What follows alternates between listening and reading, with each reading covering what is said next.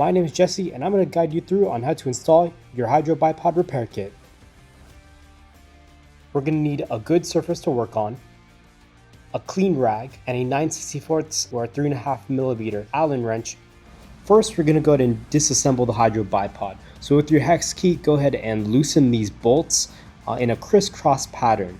You're going to notice that as you loosen them, you're going to break the seal. So a little bit of oil may leak out, but no worries, that's completely normal.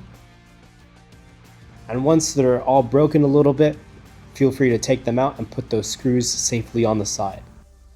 Once we're done with that, grab your rag and clean off this excess oil that is found underneath the hubcap. This is just going to make it a lot more easier for us to remove those 4 bolts that connect the piston cap to the actual piston. So again, feel free to grab your hex screw and lightly loosen those bolts, and then once they're all loosened, remove them, and then of course move them off to the side. Make sure that they're in a secure location, that's so we don't lose them. After those bolts are removed, we could securely take out the hydro-bipod's piston. From here, tip it over, and then just push those extra parts through. What should come out is the spring and the cap. From here, take your rag and clean off the hydro-bipod as best as you can, really getting inside the hydro-bipod and cleaning off as much of that excess oil. It'll just make it easier for us to work with the bipod as we go to reassemble it with our new parts. We recommend taking your hex key and actually using your rag to really get into those crevices and clean off the hydro-bipod very well.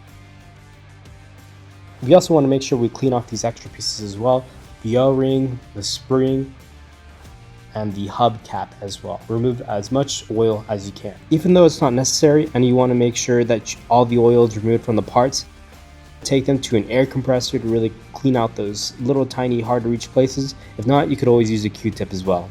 Once our parts are all clean, we want to go ahead and grab our new parts so we can start reassembling the hydro-bipod. First, we're going to take this piston cap and we're going to secure these 2 O-rings inside of these 2 grooves.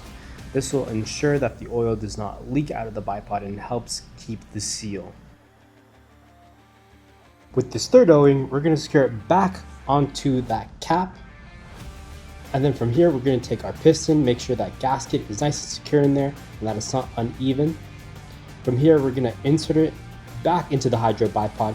From the skinny side, you want to make sure that that wider side is facing up. And once that's nice and secure in there, from here, we're going to pop in the spring. You want to make sure that it's nice and secure in there. If you'd like, grab a little bit of oil to lubricate the piston cap before we insert it back in there. It's just going to make it a little bit more easier to pop it back in there. You may need to apply a little bit of pressure, but that's alright. We just want to make sure it's nice and snug in there. From here, take one of your Allen key bolts, insert it back into that piston cap, and then go ahead and screw it down. We just want to make sure it's hand tightened and that's in there very nice and snug. Once that's secure, feel free to clean it off a little bit. There may be a little bit of excess oil remaining, but no worries. We just want to make sure that we leave this surface as clean as possible. We're going to grab our hubcap and we're going to screw it back onto the hydro-bipod. So we want to make sure it's secured nice in place.